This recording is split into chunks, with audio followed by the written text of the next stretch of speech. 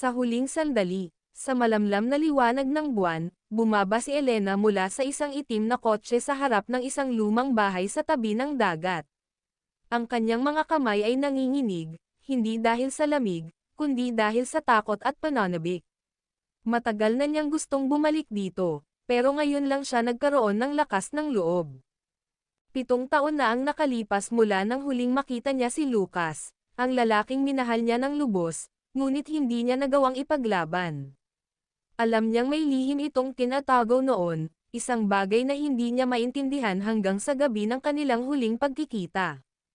Noong gabing iyon, nagtagpo sila sa parehong bahay na ito. Elena, mahal kita, pero hindi kita maaaring dalhin sa mundong ginagalawan ko, ani Lucas habang mahigpit na hawak ang kanyang kamay. Bakit? Ano ba ang itinatago mo? Umiiyak na tanong niya. Ngunit bago pa ito makasagot, may biglang dumating na itim na sasakyan, at sa isang iglap, nagkagulo ang lahat. May mga lalaking bumaba, may hawak na baril, at tinawag si Lucas sa isang pangalang hindi pamilyar kay Elena, Senyor Luis. Nang gabing iyon, tumakbo siya palayo, hindi na lumingon pa. Ngayon, narito siyang muli, dala ang mga tanong na bumabagabag sa kanya sa loob ng maraming taon. Tumunog ang lumang doorbell, at ilang sandali pa'y bumukas ang pinto. Si Lucas, hindi siya makapaniwala, hindi ito isang alaala, hindi isang panaginip, si Lucas ay buhay at nakatayo sa harap niya, may ilang guhit ng ngiti sa labi, pero may lungkot sa kanyang mga mata. Hindi ko inaasahang babalik ka, Elena, aniya. Kailangan kong malaman ang totoo.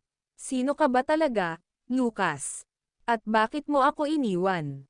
Tahimik itong lumayo at pumunta sa may bintana. Noong gabing iniwan mo ako, ginawa ko yon dahil gusto kitang iligtas. Ang buhay ko noon ay puno ng dilim, puno ng kasinungalingan.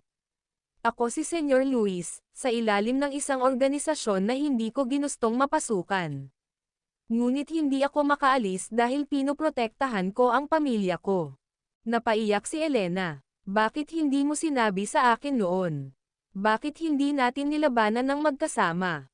Dahil kung ginawa ko yon, baka hindi ka nabuhay ngayon, sagot nito, malungkot ang tinig. Ngunit ngayon, malaya na ako. Natapos na ang lahat, kaya kung may natitira pang pagmamahal sa puso mo, nais kong bumawi. Nanatiling tahimik si Elena. Hindi niya alam kung kaya pa niyang sumugal. Ngunit nang makita niya ang sinseridad sa mga mata ni Lucas, naalala niya ang lalaking minahal niya noon, hindi ang Senyor Luis, kundi si Lucas, ang taong minsan niyang pinangarap na makasama habang buhay. Dahan-dahan niyang nilapitan ito, hinawakan ang kamay, at bamulong, bibigyan ba natin ito ng isa pang pagkakataon? Sa unang pagkakataon sa matagal na panahon, isang tunay at tame time ng ngiti ang lumabas sa mukha ni Lucas. Oo, Elena, simula ngayon, wala nang lihim, wala nang takot. At sa huling sandali ng gabing iyon, sa ilalim ng mapayapang langit, nagsimula silang muli.